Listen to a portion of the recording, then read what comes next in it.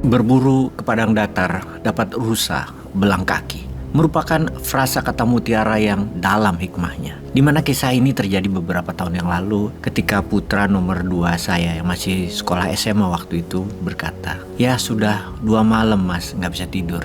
Ini malam ketiga ya." Ini adalah suara lirih dari anak saya nomor 2 yang duduk di bangku SMA kala itu. Dia memang selalu menyebut dirinya dengan panggilan di depannya mas kepada dirinya sendiri. Waktu menunjukkan pukul 11 malam saat itu. Sebagaimana kebiasaan saya, kalau malam sebelum tidur, saya selalu menyempatkan melihat anak-anak di kamar mereka masing-masing. "Kenapa emangnya mas?" saya bertanya.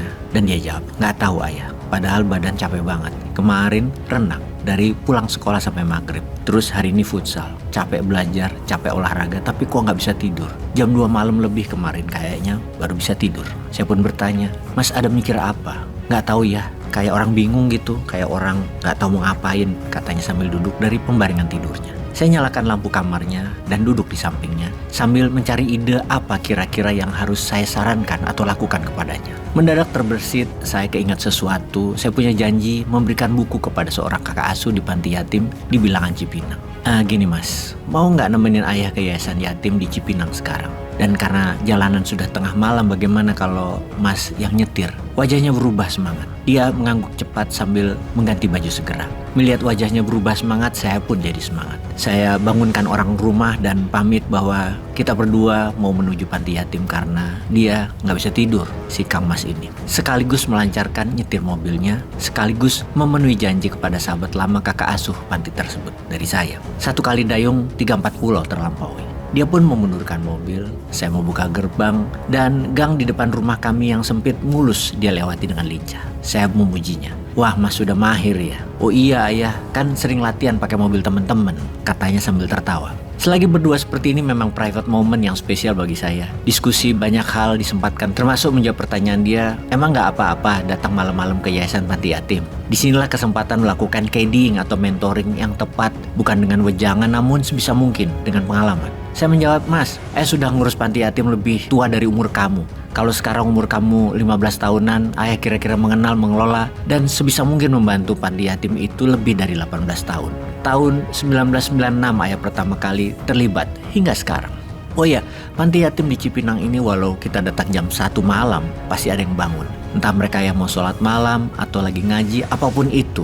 Mereka ada kehidupan kok di sana. Ada 150 anak di sana. Tempatnya overcrowded sih. Sudah kelebihan kapasitas, jadi sering ada yang nggak kebagian tempat tidur. Nanti mas lihat aja." Benar dugaan saya. Begitu kami di sana, ada anak-anak yang belum tidur. Lalu saya tanya kepada seorang anak yang menyapa kami di halaman depan. "Nah, Pak Ustadz Usman ada?" "Ada pak, tapi sudah tidur. Adiknya ada, barusan lewat sini." Saya pun bertanya, "Pak Amin?" Saya mencoba memastikan. "Iya pak," dijawab anak tersebut. "Wah kebetulan, tolong panggil ya, saya tunggu di ruang tamu." Saya menengok ke Fatur dan saya memperhatikan dia berjalan ke arah belakang. Ini adalah kedatangan pertama darinya ke sini. Tak lama saya pun sibuk berdialog dengan sahabat lama yang tinggal di Surabaya yang kebetulan sedang mengunjungi kakaknya di Jakarta. Tak terasa waktu menunjukkan pukul 2 malam, saya ngantuk sekali, saya pun mohon diri. Fatur dengan cepat berjalan pamit, cium tangan Pak Amin, lalu dengan tertunduk dia memberikan kunci mobil ke saya. "Ayah aja yang nyetir," katanya lirih. Saya melirik dengan sudut mata, raut wajahnya agak lusuh entah kenapa, namun saya pura-pura tidak tahu. Mobil bergerak, dia merubuhkan posisi sandaran tempat duduk dan merebahkan dirinya tidur dengan posisi membelakangi saya. Tidur sedikit melingkar. Saya bertanya dalam hati, kenapa ini anak? Malam yang sepi hening, jalan mobil melaju cepat. Saya memperhatikan gerakan Fatur sesekali dan saya mengerti dia sedang menangis atau menahan tangis. Saya jadi penasaran. Saya pun bertanya, "Kenapa mas?" Dia tidak menjawab, dia diam saja. Tak lama suara parau dia berkata, "Nggak apa-apa ya, hanya sedih aja." Saya pun tidak meneruskan bertanya. Saya biarkan dia menikmati posisinya, menikmati perasaannya hingga sampai rumah. Dia buka gerbang dan terus menuju kamarnya. Selesai saya siap-siap hendak tidur, saya naik ke kamarnya dan mendapatkan dia sudah lelap tertidur.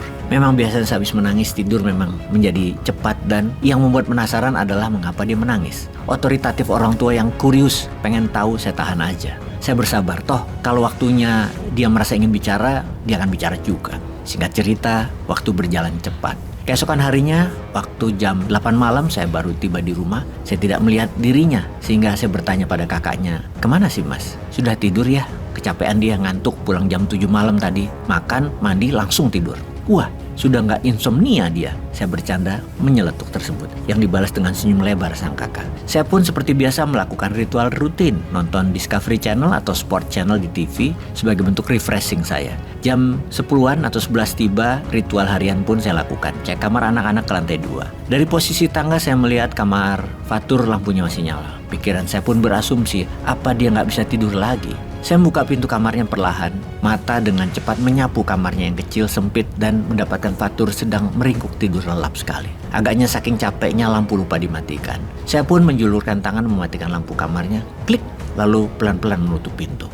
Sebelum pintu tertutup sempurna terdengar suara lirih. "Ayah?" "Iya, Nak," saya menjawab sambil membuka kembali pintu kamar dan menyembulkan kepala saya ke dalam. Sambil tiduran dia berkata, "Ya, terima kasih ya kemarin dibawa ke yayasan. Mas kemarin waktu ayah ngobrol, Mas ke belakang. Mas ketemu sama anak-anak panti. Mereka lagi gak bisa tidur juga kata mereka. Kamarnya panas terus banyak nyamuk. Kasian deh ya." Mas sedih ngelihat kondisi mereka. Lalu Mas tanya sama mereka, "Kenapa banyak nyamuk?" Rupanya di kamarnya gak ada kawat nyamuk, sama gak ada kipas angin. Mas jadi sedih banget, padahal cuma masalah kawat nyamuk doang. Mereka gak punya dan gak bisa tidur. Mas jadi keinget sama keadaan di rumah ya. Emang kamar Mas kecil tapi gak ada nyamuk, nyaman, ada AC. Tapi Mas gak bisa tidur. Itu kan artinya aku kufur nikmat ya ayah. Mas dosa banget deh gak bersyukur karunia Allah ini.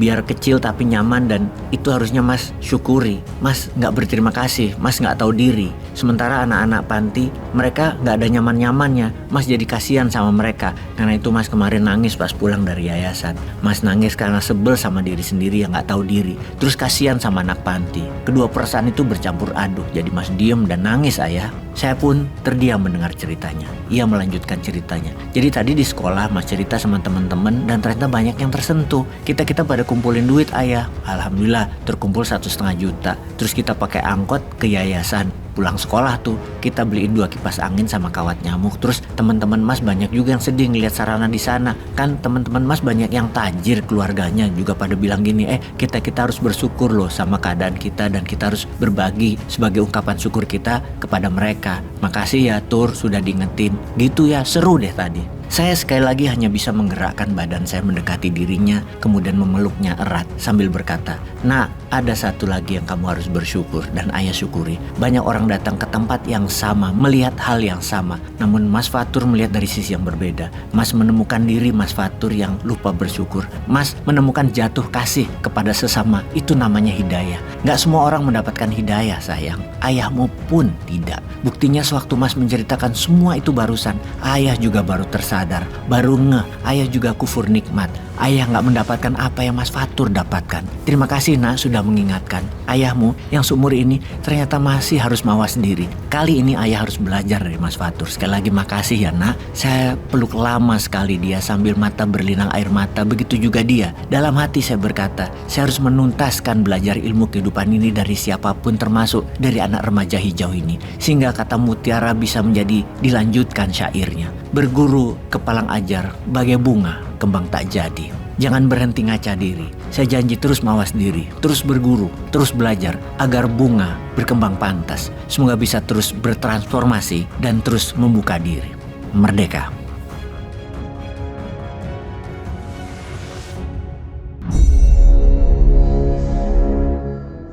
Sobat, saya mau bertanya, apa yang akan Anda lakukan dengan pulsa di era saat ini?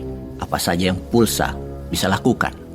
Baik, saya jelaskan sedikit. Di tahun 2023 adalah tahun post-pandemic, di mana geliat ekonomi sedang di dalam masa awal pertumbuhannya. Dan di era revolusi industri 5.0 banyak sekali metode pembayaran yang revolusioner di Indonesia.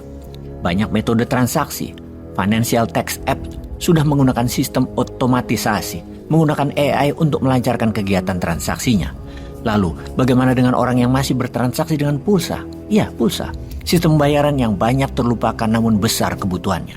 Sobat, jangan khawatir. Kita mempunyai aplikasi powerful yang bisa merubah pulsa Anda menjadi uang atau menjadi emas. Juga bisa. Merubah pulsa lebih produktif. Juga tidak hangus menjadi rupiah tentunya untuk bisa bertransaksi. Sekarang ada BOS Pulsa. Benar, BOS Pulsa.